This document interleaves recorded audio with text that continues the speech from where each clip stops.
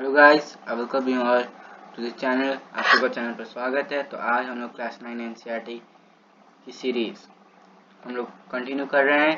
Chapter 2 का part 2 है ये, ठीक है। अगर आपने पार्ट 1 नहीं देखा तो मैं आपसे रिक्वेस्ट करता हूँ कि प्लीज़ आप पार्ट 1 जाकर वापस से देख के आइए, नहीं तो आपको पूरा कंसेप्ट समझ में आएगा, क्योंकि ये कंसेप्ट से रिलेटेड चीज़ें चल रही हैं। तो बेसिकली हमने पिछली बार क्या देखा था कि पिछली बार हमने डिबेट्स जो होते सोशलिज्म पे, सोशलिज्म क्या है, फिर कैसे फिर हम लोग ने देखा था कि अलग अलग टाइप की विचारधाराएं आई थी, वो सब देखा था। कैसे कोऑपरेटिव किए जाए, सोशलिज्म आखिर कैसे इम्प्लीमेंट किया जाए, ये सब हमने देखा था, ठीक है। उससे पहले हमने फ्रेंच रिवॉल्यूशन कंप्लीट किया है। आज जो हम लोग क्या करेंगे, हम लोग देखेंगे formation of Russian social democratic workers party के बाद का पीरियड, यानी करीब करीब हम लोग स्टार्ट करेंगे अभी 1940 से 1914 में जो है हमारा अभी टाइम पीरियड शुरू होगा, ठीक है। आखिर आपका ये जो है रशियन रेवोल्यूशन होता क्यों है, ये ब्लडी संडे की इवेंट क्या है, ये मैं आपको बता दूंगा। बट ब्लडी संडे से पहले क्या होता है कि पीपल जो है गुस्सा हो जाते हैं, लोग गुस्सा हो जाते हैं, इस वजह से रेवोल्यूशन लीड करते हैं। और इसी रेवोल्यूशन को रोकने के लिए राजा जो है अपनी फोर्सेस भेज देता है, और रोकने के लिए वो बोल देता है जितना यूज करनी है आपको पावर कर सकते हैं मिलिट्री को। तो मिलिट्री रोकने के लिए बहुत सारा खून खराबा करती है, इस वजह से ये जो है ब्लडी संडे के रूप में कहलाता है। तब हम लोग आगे पढ़ेंगे। आगे इसमें लिखा है कि तसार निकोलस जो है रशिया में को रूल करता है, उसके एम्पायर को। रशिया की जो टेरिटरी थी उसके अलावा उनके पास क्या क्या था, मॉस्को मॉस्को तो था ही, उसका अराउंड का आजू बाजू का एरिया था। फिर आज आज का फिनलैंड, लार्विया, तुनिशिया, हिस्टोरिया और पोलैंड के भी कई सारे पार्ट, यूक्रेन, बेलारूस, ऐसी कई सारी जगह थी। कहाँ से कहाँ था, तो ये पैसिफिक से लेकर सेंट्रल एशियन स्टेट्स तक था। जॉर्जिया, फिर अमेरिस्तान, फिर अजरबैजान वगैरह ऐसी जगहों पे भी था। जिनका मेजोरिटी रिलीजन था ये था रशियन ऑर्थोडॉक्स क्रिश्चियनिटी। और ये किससे ग्रो हुआ था, तो ये ग्रो हुआ था आपकी ग्रीक ऑर्थोडॉक्स चर्च से।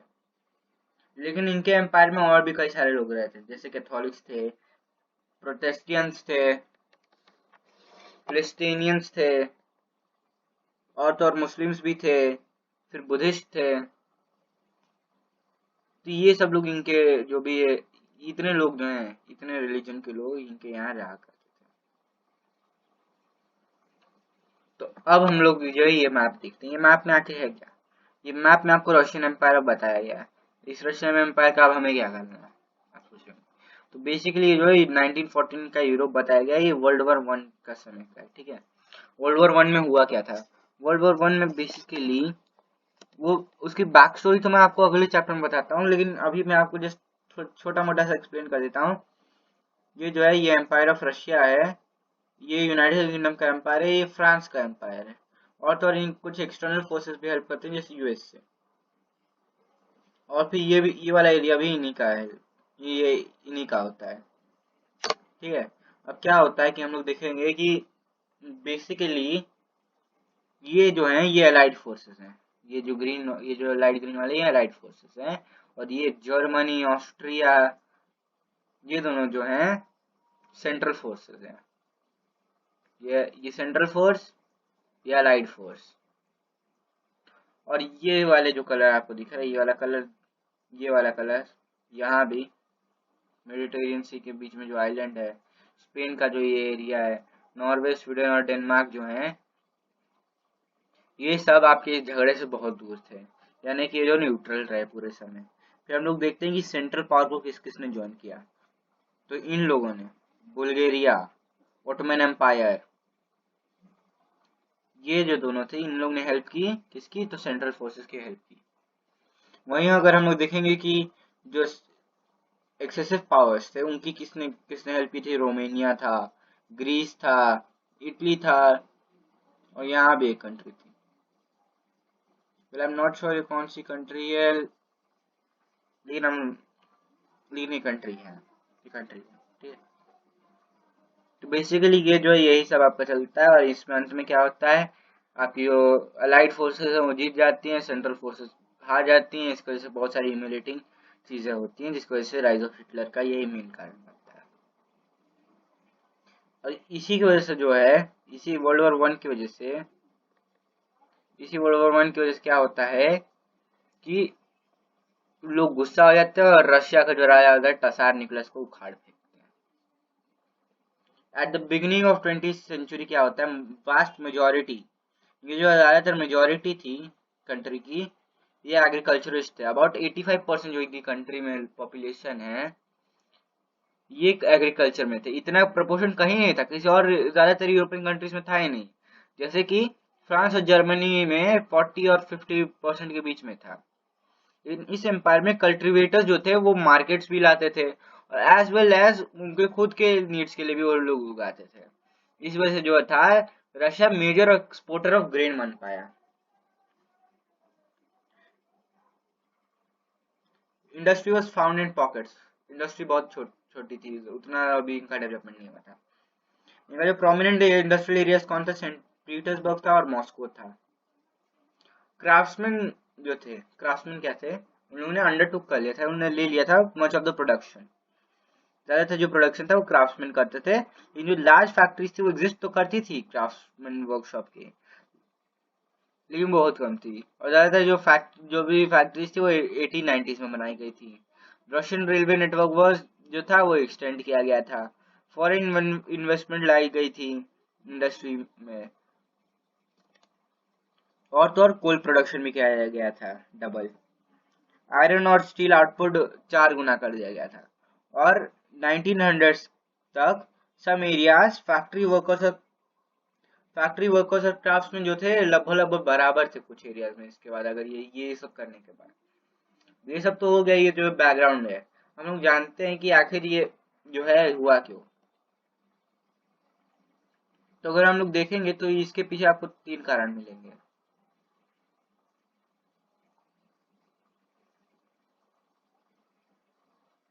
इसके पीछे आपको 3 कारण मिलेंगे, ओके।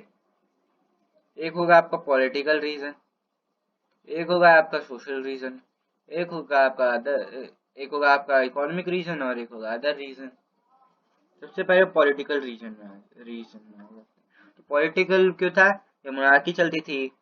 मोनार्क तसार निकोलस वो एक एब्सोल्यूट राजा था, किसी की नहीं सुनता था। इस वजह से तसार निकोलस वर्सेस पब्लिक हो गया था। फिर यही हम लोग बात कर लेते हैं सोशल की। सोशल में क्या था, सोसाइटी में बहुत सारे गैप्स थे। यहाँ इकोनॉमिक सोसाइटी बन गई थी, लोगों के बीच बहुत से बड़े बड़े डिविजन्स थे। एक आपको एग्जांपल देता हूँ, ये कोई सिटी है, पेट्रोगार्ड की सिटी, ठीक है। यहाँ जो है 4 पार्ट में बांट दिया गया। यहाँ जो है क्या होता था, यहाँ फैक्ट्रीज लगती थी, यहाँ जो है वर्कर्स रहते थे। इस एरिया में जो थे बड़े बड़े इंडस्ट्रीज रहते थे और इस एरिया में रहता था राजा और जो भी नोबल वगैरह होते थे। और ये जो एरिया है, ये वाली एरिया, ये आपकी ज्यादा लग्जूरियस थी, ये बहुत बैकवर्ड एरिया थी। जबकि यहाँ इंडस्ट्री से यहाँ लग्जरी का कोई बात ही नहीं आता है। फिर हम लोग देखेंगे इकोनॉमिक रीजंस में। यहाँ इकोनॉमिक क्राइसिस चल रही थी, ठीक है। यहाँ खाने के वांदे थे, पैसा अच्छा खासा नहीं था। और फिर हम लोग चौथा देखेंगे तो आपका वर्ल्ड वॉर 1 बनता है। वर्ल्ड वॉर 1 आखिर करने के पीछे भी राजा का कारण था। इस समय इसके खिलाफ इन सब रीजंस की वजह से, जो बाकी के 3 रीजंस हैं, इसकी वजह से बहुत सारे इसके खिलाफ वो चल रहे थे, प्रोटेस्ट चल रहे थे। तो इन्हें रोकने के लिए इसने सोचा मैं नेशनलिज्म का बहाना बना देता हूँ और ये वॉर लड़ा देता हूँ, जिससे इन लोगों का ध्यान बढ़ जाएगा, तब तक के लिए मेरी जान छूटेगी। तो इसलिए इसने जो है वर्ल्ड वॉर 1 में पार्टिसिपेट किया और नेशनलिज्म का भाव हुआ है इसीलिए। अभी हम लोग आगे देखते हैं आगे क्या हुआ। ज्यादातर जो इंडस्ट्रीज थी प्राइवेट प्रॉपर्टी थी इंडस्ट्रीज की। गवर्नमेंट जो थी सुपरवाइज करती थी large factories to ensure minimum wages and limited hours of work. ये जो फैक्ट्रीज थी उसके inspector could not prevent from rules from being broken. उसके जो इंस्पेक्टर लोग थे वो ये प्रिवेंट नहीं कर पाए कि रूल्स ब्रेक ना हो। क्राफ्ट यूनिट्स और स्मॉल वर्कशॉप में क्या था, वर्किंग डे कुछ बार 15 घंटे हो जाता था, जबकि जो फैक्ट्री थी उसमें 10 से 12 घंटे ही होता था। अकोमोडेशन जो है वैरिड फ्रॉम रूम्स डॉर्मेट्रीज, जो हम लोग रहते थे वहाँ कहीं कहीं रूम्स होते थे, नहीं तो कहीं कहीं डॉर्मेट्रीज ही होती थी बस।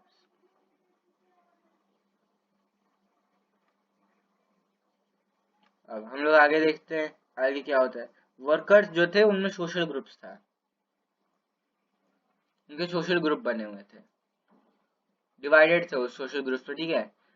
दे had strong links with the villages from which they came. उनमें से कई सारे जो थे others had settled in cities permanently. Workers जो है उन्हें डिवाइड किया था by skill.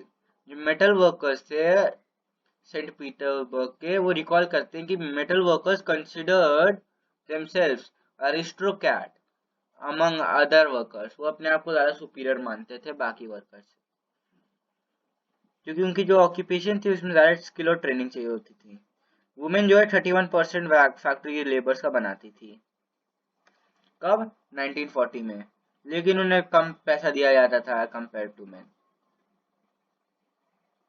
Between half and 3/4 of man's wage इन्हें दिया जाता था, यानी आधा या आधा और 3/3 के बीच में, आधा और 3/4 के बीच में, ठीक है। इसके बीच में इन्हें वेज दिया जाता था, यानी कि करीब करीब हो गया,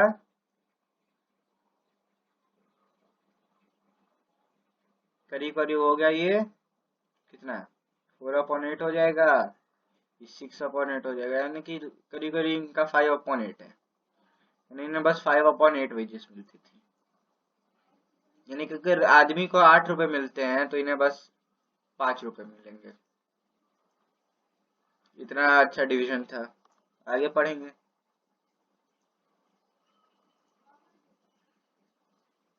divisions among workers showed themselves in dress -2। जो डिवीजन था उनके बीच वो जो उनके उंगली से भी पता लगाया जाता था उनके माइनस में।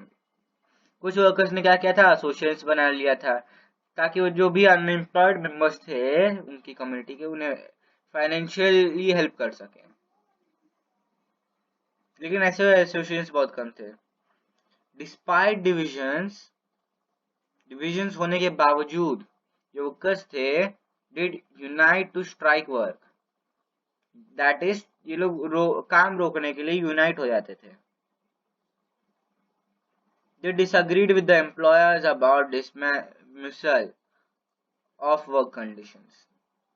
और ये जो है स्ट्राइक्स बहुत ज्यादा फ्रीक्वेंटली हुई टेक्सटाइल इंडस्ट्री में, अगर आप देखेंगे 1896 और 1897 के बीच, और मेटल इंडस्ट्री में 1902 के बीच में, 1902 में। कंट्री साइड में क्या था कि जो पीजेंट्स थे वो कल्टिवेटेड मोस्ट ऑफ लैंड्स, वो लोग ज्यादातर लैंड कल्टिवेट किया करते थे। लेकिन जो नोबिलिटी थी, जो क्राउन था, जो ऑर्थोडॉक्स चर्च था, बहुत ज्यादा प्रॉपर्टी वो ओन करते थे। Like workers peasants were divided. जैसे कि वर्कर्स थे वैसे पीजेंट्स भी डिवाइडेड थे। अगर हम देखेंगे वो डीपली रिलीजियस थे, लेकिन एक्सेप्ट इन फ्यू केसेस, कुछ केसेस में वो लोग बहुत ही कम रिलीजियस, जैसे कि they had no respect for nobility. Noble जो है उन्हें पावर कैसे मिलती थी? नोबल को पावर पोजीशन मिलती थी, वो जो सर्विसेज तसार को देते थे, तसार निकोलस को जो सर्विसेज देते थे, उससे उन्हें लोकल पॉपुलैरिटी से नहीं मिलती थी। वो जो सर्विसेज देंगे तसार को, उसके हिसाब से वो उन्हें पावर और पोजीशन देगा।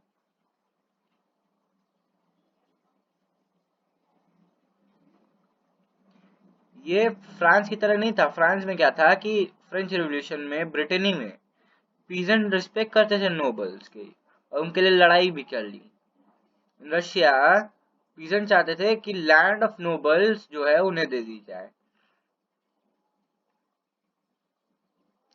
फ्रीक्वेंटली वो क्या करते थे, दे रिफ्यूज टू पे रेंट। उन लोगों ने रेंट पे करने के लिए मना कर दिया, और लैंडलॉर्ड्स का मर्डर भी कर दिया, मतलब खच्चाक, ठीक है। 1902 में क्या हुआ, it occurred on a large scale in south Russia. यानी कि अगर आप देखेंगे, ये जो है मिस्टर जेठालाल है। मिस्टर जेठालाल एक फार्मर है, और ये मिस्टर पीटर है, ये जो है लैंडलॉर्ड है। अब मिस्टर पीटर जाके बोल रहे हैं कि आप मुझे पैसा पे करो, आप मेरे यहाँ जो है काम कर रहे हो, मुझे पैसा पे करो। मेरी लैंड पे काम कर रहे हो, मुझे पैसा पे करो। तो जेठालाल ने मना कर दिया। मिस्टर पीटर ने और फोर्स किया, मुझे पैसा चाहिए ही चाहिए। जेठालाल ने काम किया, एक लंबी सी तलवार ली और खच्चक कर दिया। It occurred on large scale in south Russia. फिर 1905 में क्या हुआ, ऐसे इंसिडेंट्स पूरे रशिया के ऊपर होने लगे। रशियन पीजेंट्स जो थे वो different from other European peasants in another way.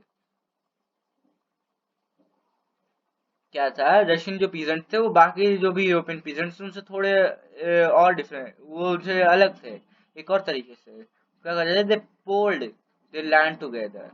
पुल का मतलब समझते हैं, जैसे कार पुल होता है, यानी कि एक कार में 10 लोग बैठ जाते हैं, वैसे एक लैंड को 10 लोग काम करेंगे।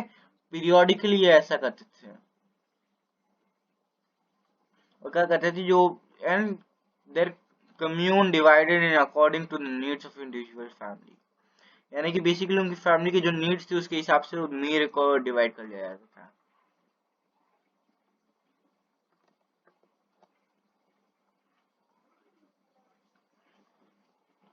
अलेक्जेंडर शेल्पिनकोव। अगर मैं इनका नाम गलत प्रोनाउंस कर रहा हूँ तो प्लीज मुझे कमेंट सेक्शन में बताना। वेल सॉरी अगर मैं इनका नाम गलत प्रोनाउंस कर रहा हूँ, लेकिन that's what I can read. Shlyapnikov, a socialist worker of the time, gives us a description of how the meetings were organized. हमने इनने हमें क्या क्या डिस्क्रिप्शन दिए कि कैसे मीटिंग्स उस समय ऑर्गेनाइज हुआ करती थी। Propaganda was done in plants and shops on an individual basis. There were also discussion circles. Legal meetings took place on matters concerning official issues. But this activity was skillfully integrated into the general struggle of liberation of the working class. Illegal meetings were arranged on spur of the movement, but in an organized way during lunch, an evening break, in front of exit, in the yard, or in establishment with several floors.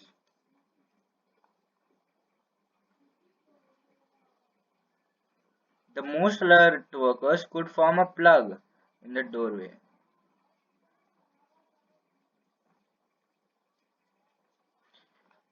And the whole mass piled up in the exit. An agitator would get up right there on the spot. Management would contact the police on telephone, but the speeches would have already been made and necessary decisions taken by the time they arrive. तो basically इन्होंने बताया कि कैसे वो लोग जो है secretly अपनी चीजें डिस्कस क्या करते थे वर्कर्स, ताकि वो लोग अपने आगे का रिवॉल्यूशन कर पाए। ये आपके लिए एक इम्पोर्टेंट पॉइंट बन सकता है अगर आपको जानना है कि कैसे वो लोग रिवॉल्यूशन के लिए प्लान करते थे, तो ये आप मार्क कर लीजिएगा। आगे हम लोग देखेंगे 1914 से पहले क्या था, रशिया में सारी पॉलिटिकल पार्टी थी, लीगल थी।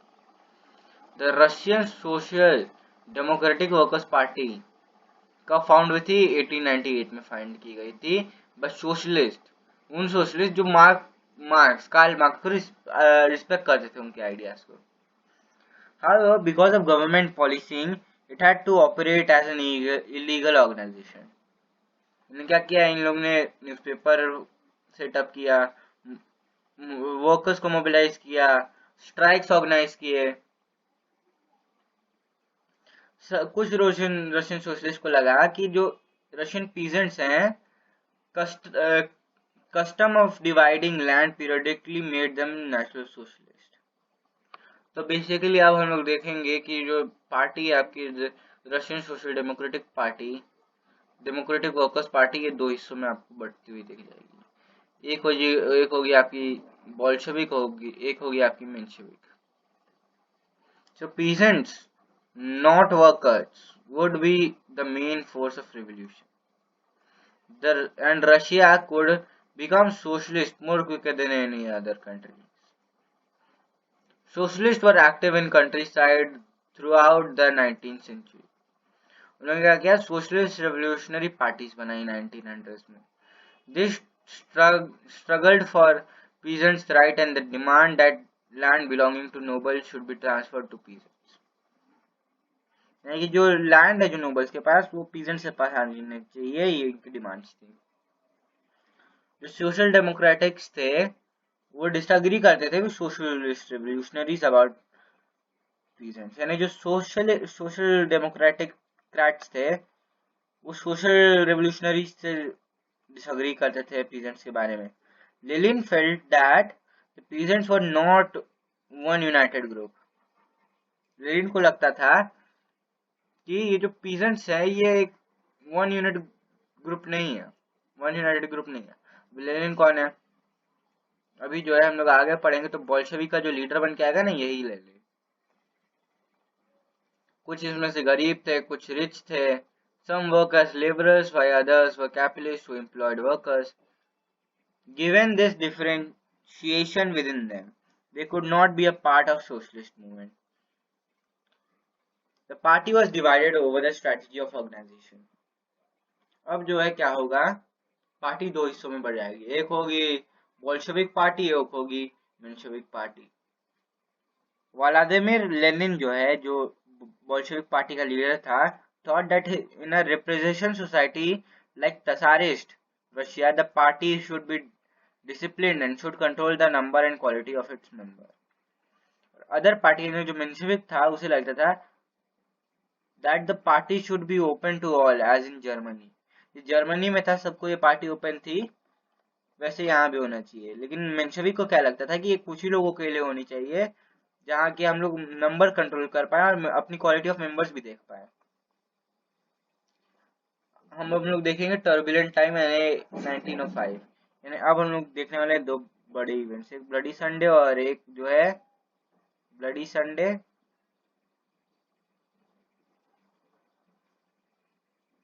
और दूसरा हम लोग देखेंगे revolution.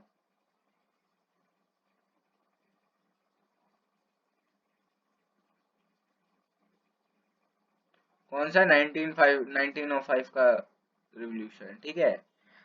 Unlike other European rulers, even at the beginning of 20th century, Tatar was not a subject to parliament. ये जो है तसार अभी सब्जेक्ट टू पार्लियामेंट नहीं था। लिबरल्स जो थे रशिया में campaign to the end of this state of affairs. Liberals क्या थे, रशिया में कैंपेन कर रहे थे, कैंपेन चला रहे थे to end this state of affairs. जो भी स्टेट ऑफ अफेयर्स था इसे एंड करने का, ठीक है। बाय द वे आपको अगर ये याद हो तो इसका एक और रीजन आपको मिल जाएगा, ये जो रशियन रिवॉल्यूशन हुआ कि उस समय बेसिकली क्या था कि एक क्लर्जी क्लास का एक आदमी था। कौन था? Father Rasputin. आप पढ़े होंगे, आप बड़े होकर पढ़ेंगे रास्पुटिन अफेयर। बेसिकली ये जो था, जो राजा था उसकी वाइफ का अफेयर चल रहा था एक क्लर्जी क्लास के आदमी से जो था रास्पुटिन। तो इसकी वजह और वो जर्मनी की थी और राजा जर्मनी के अगेंस्ट लग रहा था, तो लोगों को लगा ये डबल गेम खेल रहा है, हम ऐसा से खेल जाएगा, तो इसीलिए उसे हटाना बहुत जरूरी हो गया लोगों के लिए। Together with social Democrats and socialist revolutionaries, they worked with peasants and workers during the revolution of 1905 to demand a constitution। ने फिर कॉन्स्टिट्यूशन की डिमांड की। अभी कॉन्स्टिट्यूशन का जो है, कॉन्स्टिट्यूशन का महत्व क्या होता है, what is significance of the constitution. तो कॉन्स्टिट्यूशन जो है आपको बेसिकली एक ऐसा डॉक्यूमेंट है जो लोगों को बताता है कि उनके पास क्या हक है, वो क्या मांग सकते हैं, और वहीं जो है गवर्नमेंट की पावर्स को कंट्रोल करता है। अब they were supported in the empire by nationalists, in Poland for instead, in Muslim-dominated areas by jihadists, who wanted modernized Islam to lead their societies. 1904 में क्या हुआ was particularly bad one for Russian workers। जो essential goods की prices थी वो बहुत ही ज्यादा quickly raise हो गई, real wages decline हो गए 20% से।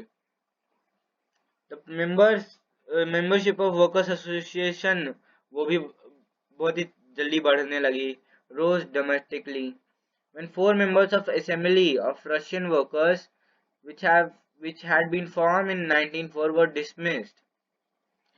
जो रशियन वर्कर्स के असेंबली ऑफ रशियन वर्कर्स के जो 4 मेंबर्स थे, जब उन्हें डिसमिस किया गया 1904 में प्लूटोनियन आयरन वर्क से, there was call for industrial action के लिए कॉल हो गया। और कुछ ही दिनों में, नेक्स्ट फ्यू डेज के अंदर अंदर 1,10,000 वर्कर्स जो है सेंट पीटर्सबर्ग में स्ट्राइक चले गए, डिमांडिंग क्या, उनकी डिमांड क्या थी, reduction of working days to 8 working day to 8 hour, जो भी उनका वर्किंग डे था उसे 8 घंटा कर देना, उसमें एक आधा 8 घंटा करना, यानी जो पूरे दिन में 12 घंटे काम करते थे, इसमें जो है 4 घंटे कम करके 8 घंटे कर देना उनका काम का पीरियड, ये लोग चाहते थे। और ये भी चाहते थे कि उनकी वेजेस भी इंक्रीज हो और उनकी वर्किंग कंडीशन में थोड़ी बेहतर हो। ये प्रोसेशन ऑफ वर्कर्स था, इसे कौन लीड कर रहा था, फादर गैल्फिन लीड कर रहे थे। इन्होंने क्या किया, he reach the winter palace, it was attacked by police. जो प्रोसेशन थी वर्कर्स की, लोग क्या किए, विंटर पैलेस रीच किए। यहाँ जब पुलिस ने और कॉक्सैक्स ने इन्हें बहुत मारा, हाँ 100 वर्कर्स मारे गए और 300 घायल हो गए। इसी घटना को ब्लडी संडे कहते हैं। और इसकी वजह से जो है, इसकी वजह से क्या हुआ, कुछ series of events take place करेंगे, जिसे कहेंगे हम लोग 1905 का रिवॉल्यूशन। पूरी कंट्री के all over the country strikes होने लगे, यूनिवर्सिटी बंद हो गए, स्टूडेंट्स बॉडीज जो है स्टेज वॉकआउट्स हो गए, complaining about the lack of civil liberty. तो हम देखेंगे lawyers, doctors, engineers, middle class के और भी लोग, स्टूडेंट्स भी established the Union of Unions and demanded a constituent assembly. During 1905 revolution, the Tsar allowed the creation of an elected consultative parliament. और इस पार्लियामेंट का नाम क्या दिया, धम्मा, क्या धुम्मा, ठीक है।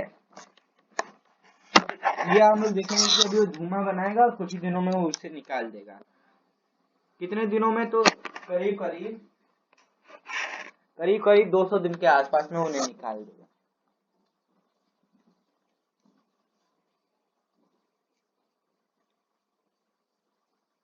During 1905 revolution, the Tsar allowed the creation of an elected consultative body, parliament called धम्मा, ठीक है।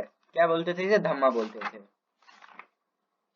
बेसिकली रशियन लैंग्वेज की हमें उतना समझ में नहीं आएगा, आप में से कोई रशियन जानते हैं तो प्लीज हम लोग को एक्सप्लेन कर सकते हैं कमेंट सेक्शन में।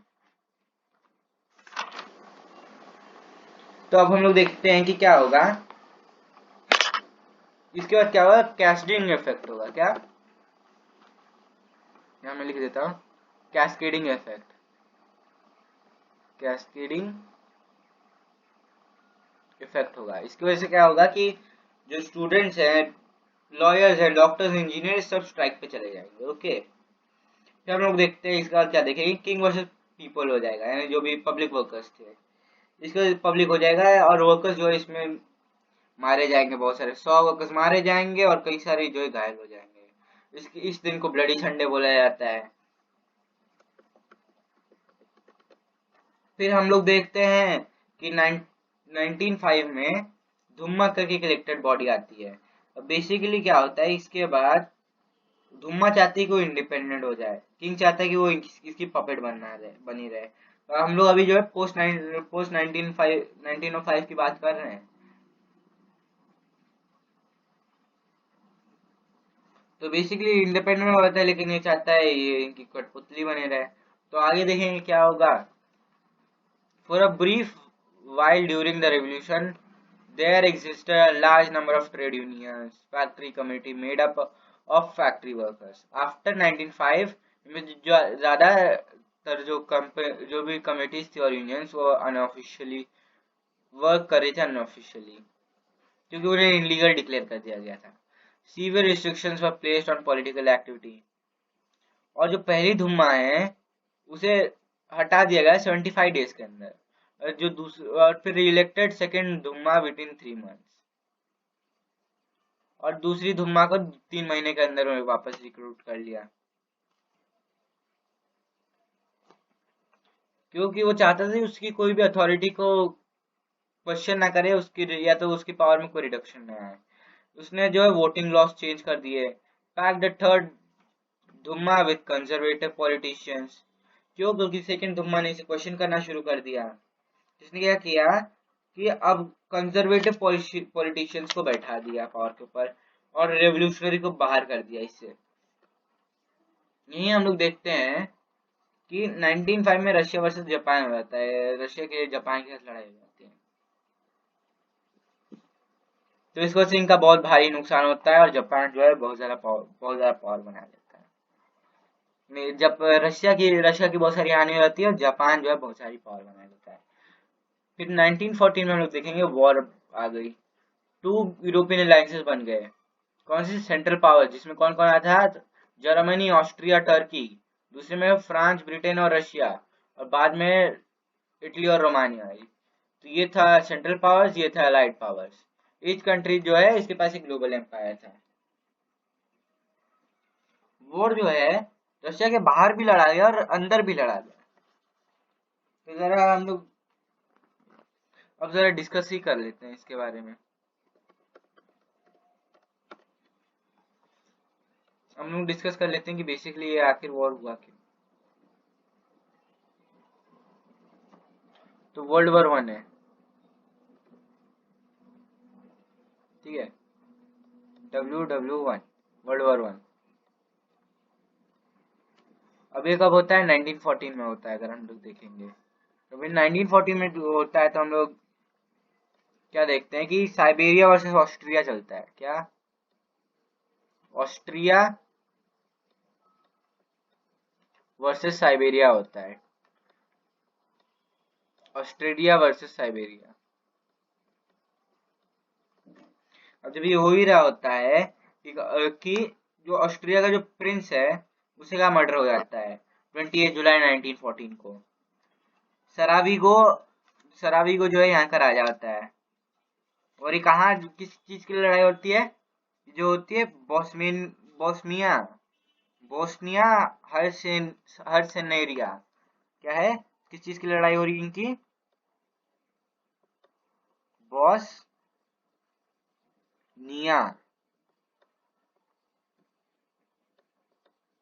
हर सी नेविया, ठीक है, इसके लिए इनकी लड़ाई हो रही है बेसिकली जगह। जब इनकी लड़ाई होती है तो साइबेरिया जो है कमजोर पड़ जाता है।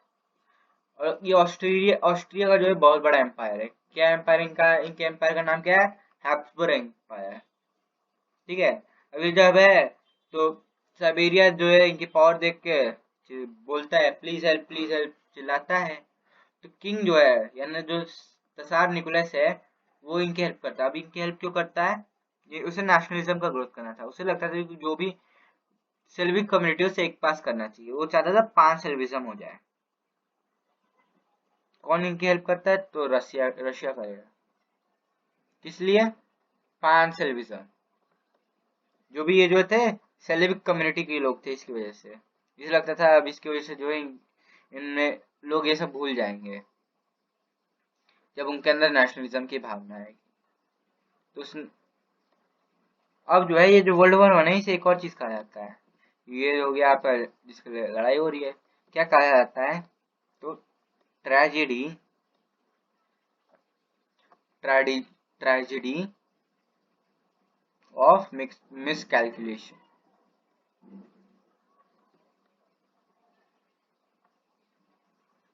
मिसकैलकुलेशन, ठीक है। अब हम देखते हैं क्या होता है कि बेसिकली हैब्सबर्ग एम्पायर जो है जर्मनी का जो है दोस्त रहता है बहुत अच्छा। ये भी आप देखेगा कि इसके खिलाफ जो है कौन खड़ा हो गया? तो रशिया खड़ा हो गया। तो रशिया को अब क्या करेगा ये रशिया खड़ा हो गया तो ये ऑस्ट्रिया जो है मदद मांगता है हैब्सबर्ग एम्पायर, इसलिए जर्मनी इनकी हेल्प करता है। अब जर्मनी जो है क्या करता है? फ्रांस को इससे मदद मांगता है। और ये वाया बेल्जियम होता है। बेल्जियम जो है ब्रिटेन प्रोटेक्ट करता था, ठीक है। तो ब्रिटेन जब प्रोटेक्ट करता था क्या होता है कि बेल्जियम को जो है जर्मनी कब्जा कर लेती है। इस वजह से अब जो है बिकॉज ऑफ दिस मिसकैलकुलेशन बहुत सारी प्रॉब्लम हुई। क्या? जिसकी वजह से रशियन रिवॉल्यूशन हो जाएगा। लोग अब गुस्सा होंगे और 1917 में राजा को पावर से हटा। इसके बाद हम लोग क्या देखते हैं कि इकोनॉमिक कंडीशन इनकी कैसी रहती है। वॉर ये लोग अफोर्ड नहीं कर सकते और क्राइसिस भी इनकी कंडीशन जो है बहुत खराब हो जाती है। वॉर स्टार्ट होती है, ये लोग ये डिसाइड कर सकते हैं, लेकिन एंड का डिसाइड कोई नहीं कर सकता। और इनकी कैलकुलेशन जो थी बहुत गलत थी। दुम्मा जो है किंग किंग इलेक्ट करता है और पब्लिक जो है उसे बहुत वो होती है, प्रॉब्लम्स होती हैं। आर्मी इनकी डिफीट, फिर इसके बाद क्या होता है, आर्मी इनकी डिफीट हो जाती है बहुत जगह, बहुत सारी कैजुअलिटी हो जाती है। 17 लाख इनके सोल्जर्स मर जाते हैं और भी ज्यादा तो 70 लाख और इसके यहाँ के वॉर लोग मर जाते हैं ये वॉर पीरियड में। और ये एक्सटेंड हो रहा होता है। किंग की पॉपुलैरिटी कम होने लगती है। पब्लिक जो है कोई अथॉरिटी को इसकी क्वेश्चन करने लगती है। फिर हम लोग क्या देखते हैं कि अब हम लोग वॉर लड़ रहे हैं, उसे सस्टेन करने के अपने सप्लाई चाहिए, तो ये कहाँ से आएगा, ये इंडस्ट्री से आएगा। और कहाँ, और ये इंडस्ट्रीज कहाँ, फ्रॉम वेयर, कहाँ कहाँ से आएगा, ये इंडस्ट्री से आएगा बेसिकली कहाँ से, जो भी हैवी इंडस्ट्रीज होती है, जैसे आयरन स्टील हो गई, ऑटोमोबाइल्स हो गई, मशीन हो गई, एम्यूनेशन हो गई, ये यहाँ से आएगा। इसका प्रोसेस कैसा था, बहुत घटिया था और बहुत कम इनफैक्ट इंडस्ट्रीज थी। फाइनेंशियल कंडीशन भी इनकी अच्छी नहीं थी। तो इसकी वजह से हम लोग क्या देखते हैं, फेमिनाइजेशन ऑफ लेबर हो जाता है। इन लेबर्स को जो है लड़ने के लिए भेजा जाता है। इस वजह से राजा के खिलाफ रिवॉल्यूशन हो जाता है। वर्कर्स जो है, वर्कर्स और पार्लियामेंट इसके खिलाफ रिवॉल्यूशन कर देते हैं। फेब्रुअरी का रिवॉल्यूशन हो जाता है। बेसिकली फेब्रुअरी या मार्च, दो चीजें कह सकते हैं। ये किस लिए एक्चुअली दो टर्म इसके क्यों है, ये भी मैं आपको एक्सप्लेन कर दूंगा। तो राजा के ऊपर एक प्रोविंशियल गवर्नमेंट आ जाती है, वो एक प्रोविजनल गवर्नमेंट बनाया जाता है जब उसे हटा दिया जाता है। तो हम लोग देखते हैं क्या होता है कि अभी तक हमने क्या पढ़ा है। 1905 का ब्लडी संडे का इवेंट, मंशविक वर्सेस बॉल्शविक और वर्ल्ड वॉर 1 पढ़ा है। फिर फरवरी का रिवॉल्यूशन हो गया, इसके बाद इसकी वजह से प्रोविजनल गवर्नमेंट बन गई। अब इनका क्या चैलेंजेस था, इनका चैलेंजेस क्या थे, इन्हें स्टेबलाइज होना था, ये सबसे बड़ा इनका चैलेंज था। फिर वर्ल्ड वॉर 1 का कुछ करना था, इन्हें पॉलिटिकल रिफॉर्म भी करना था और सोशलिज्म का एक मॉडल भी लाना था। और इलेक्शन जो है यूनिवर्सल एडल्ट सफराज के रूप में भी देना था। और ये जो प्रोविजनल गवर्नमेंट है इसे कौन लीड कर रहा था, मेंशेविक ग्रुप कर रहा था। और ये बहुत ही अनपॉपुलर हो रहे थे, इसलिए क्या हुआ, बोल्शेविक ग्रुप जो है अब वापस आ गई कंट्री में। इन्हें क्या क्या है, ये बोल्शेविक नाम का क्या मतलब होता है, ये कम्युनिस्ट थे, ठीक है। तो व्लादिमीर लेनिन जो इनका लीडर वापस आता है। ये जो है अप्रैल थीसिस के रूप में कुछ रिफॉर्म्स के बारे में बोलता है। वो बोलता है कि अगर आप लोग ये कर देंगे तो मैं कुछ दखल अंदाजी नहीं करूंगा। ये जो चीजें थी ये अप्रैल 1917 के अंदर इसने मांगी थी। ये क्या थी, इसने अप्रैल थीसिस के अंदर लिख के दी थी। ये सारे जो थे रेडिकल रिफॉर्म्स थे, अगर हम देखेंगे। सबसे पहला क्या था, वर्ल्ड वॉर 1 से हम इन्हें जो था विड्रॉ करना था। और क्या था, तो फिर ओनरशिप जो थी फार्मर्स को देनी थी, नेशनलाइजेशन ऑफ बैंक्स करना था। तो अब हम लोग जो है चैप्टर पढ़ते हैं, क्या आखिर चैप्टर में क्या दिया, ये जो मैंने अपने हिसाब से आपको एक्सप्लेन कर दिया।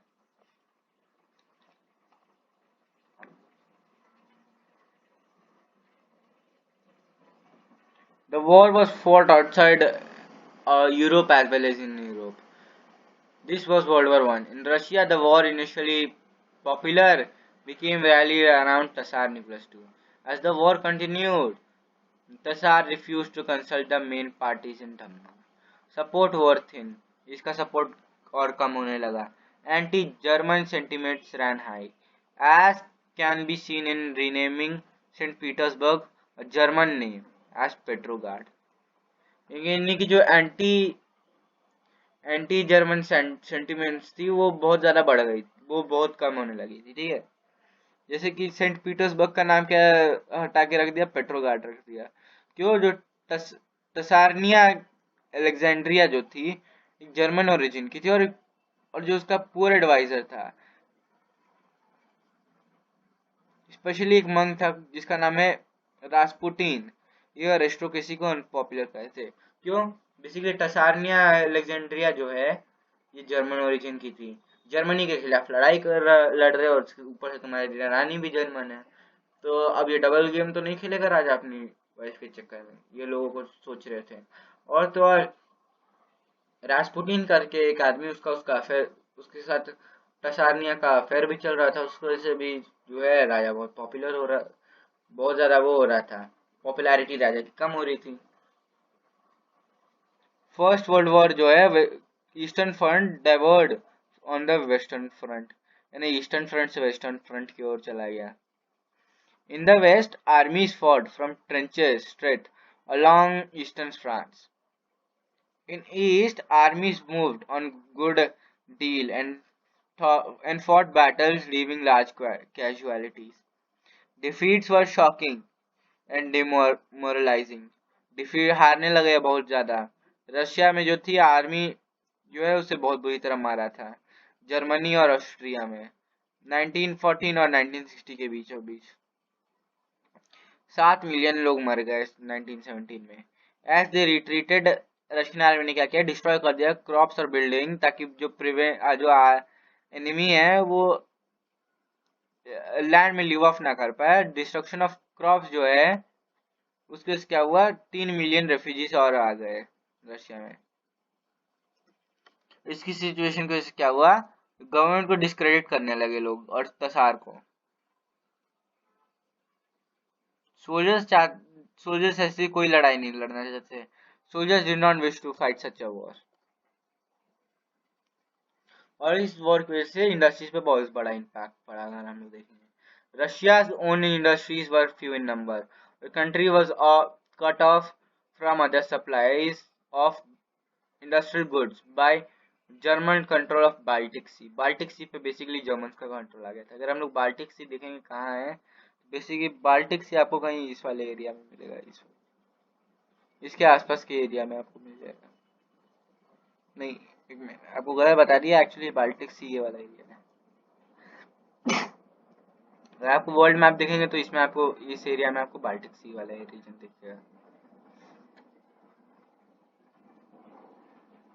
फिर हम लोग देखेंगे कि इंडस्ट्रियल इक्विपमेंट जो है इसे डिसइंटीग्रेट कर दिया गया और more rapidly in Russia than elsewhere. यहाँ बेसिकली जो भी इंडस्ट्रियल इक्विपमेंट था वो कम होने लगा। By 1960 railway lines began to break down. Able-bodied men were called up to war. As a result, there were labor shortage and small workshops producing essentials were shut down. इतनी बुरी हालत हो गई, फिर भी राजा हार नहीं मान रहा है। हार क्या नहीं मान रहा, बेवकूफ था बोल सकते हैं। लार्ज सप्लाईज जो थे ग्रेन के were sent to feed the army. For the people in cities bread और फ्लावर जो है बहुत कम होने लगा, उसके वांदे होने लगे। और 1960 के विंटर तक रेआउट्स होने लगे ब्रेड शॉप्स पे, ये बहुत कॉमन हो गया। अभी तो हमने ये सब देखा, हम लोग देखेंगे फिर जो है सोशलिस्ट रशिया कैसे बनता है, कैसे यहाँ नई गवर्नमेंट आएगी, मेंशेविक पहले पावर को कंट्रोल करेंगे, कैसे हम लोग देखेंगे कैसे यहाँ फरवरी और अक्टूबर का रिवोल्यूशन होता है, और भी बहुत सारी चीजें देखना बाकी है। वेल, अगर आपको ये वीडियो या अगर आपको हमारी क्लास पसंद आई तो इस क्लास को लाइक कर दीजिए, हमारे चैनल को सब्सक्राइब कर दीजिए, इससे आपको कुछ नहीं जाएगा, बस हाँ हमारे को अच्छा लगेगा, ताकि हम लोग देखेंगे कि हाँ आप लोग इतना सपोर्ट दिखा रहे हैं और आपको भी ये इसके रेगुलर नोटिफिकेशन आने लगे कि हाँ मैंने वीडियो डाली है। और अपने दोस्तों में शेयर कर दीजिए ताकि वो लोग भी कुछ पढ़ लें। आई नो कोरोना पीरियड है, वो हो सकता है कई लोग पढ़े ना हो किसी रीजन की वजह से, तो वीडियो देख के कुछ ना कुछ समझ जाए। Well, thanks for watching, bye bye.